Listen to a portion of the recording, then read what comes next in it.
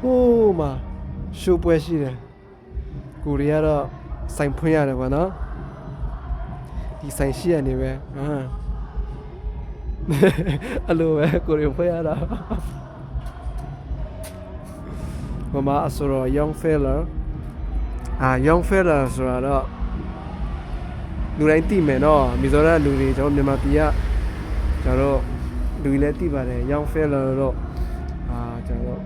အဲ့မှာဖြော်ဖြေးလုပ်နေတယ်ကျွန်တော်ဆိုင်ရှင်ကျွန်တော် boss ကတော့ drama ပေါ့နော် drum ခောက်တယ်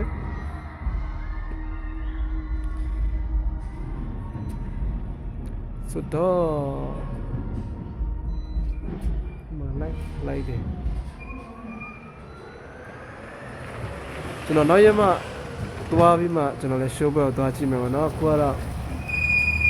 ဆိုင်မှာအရှုပ်ထုတ်လေးတယောက်ရှိနေလို့သွားလို့မရဘူးဖြစ်နေတာဟုတ်ကျွန်တော်လည်းသွားပြီဒါဒီလိုရမှာဆိုရင်ဒီဇင်ဘာလထဲမှာ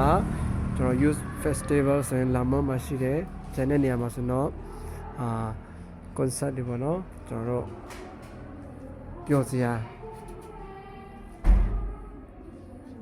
ပျော်ပွဲရှင်ပွဲရှိတယ်ပေါ့နော်ဒါလေးပါပဲဒါကိုယ်နိုင်ငံလဲ